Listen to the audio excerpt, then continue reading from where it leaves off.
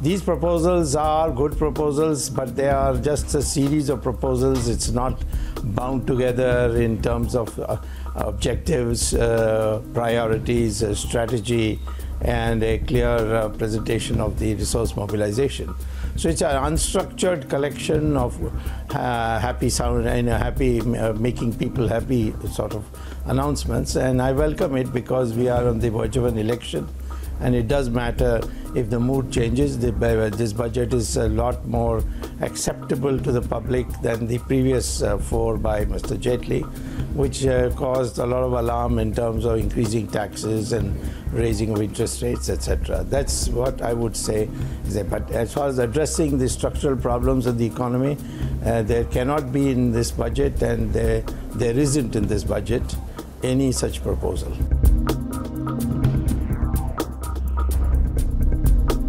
I never thought the government from day one was handling the economy properly. They didn't even understand what the economy was and how it can be moved.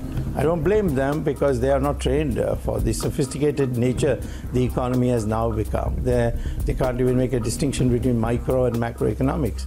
I would say this, I would not look at this fiscal deficit. It's an inane concept. I don't know why, because we borrowed it from the IMF, and IMF is a bunch of bureaucrats who say all kinds of things and then pass on to new ideas. What I would look at is the budget document which says where is the rupee gone and where is the rupee coming from. Please see that.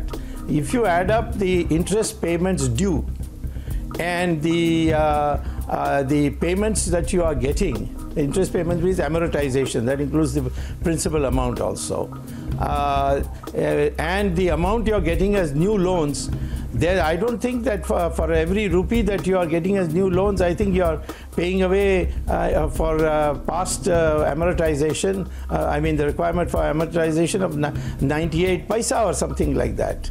And so what you're going to get is just 2 paisa. You are heading for a debt trap, and that is going to come in a year or two, and you'll have a first-class crisis. Then on top of that, this NPA in public sector banks has still not been resolved.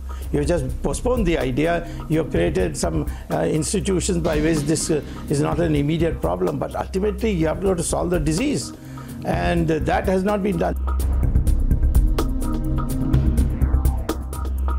I think there's only one thing to be done. Either we abolish income tax or keep it, because people are not bothered with how much tax they have to pay justifiably. They feel that the harassment that goes with it, the treatment by income tax officers as if you are a criminal to begin with, and you have to prove yourself innocent before and will be presumed to be guilty. That kind of harassment is something that is choking people, and is increased, unfortunately, during the 4 years of Mr. Jaitley's budget.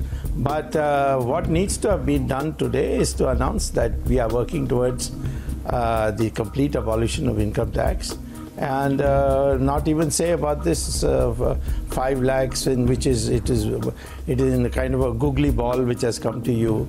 It doesn't quite mean 5 lakhs, it means something else, and so on.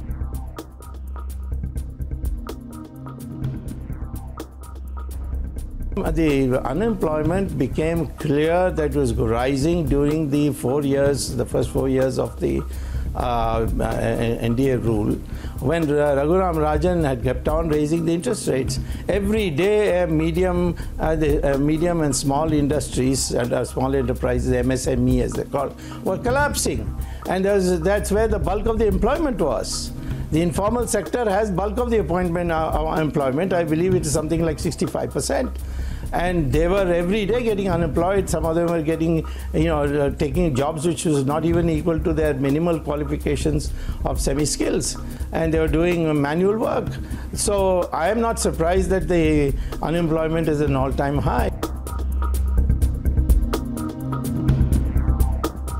People are emotional. They voted for us largely because, not that we'll do new economics, but because we'll build the Ram temple, we'll give a new identity to the Hindus, and we'll unite the country, we'll teach the Pakistanis a lesson. There are a number of emotional things.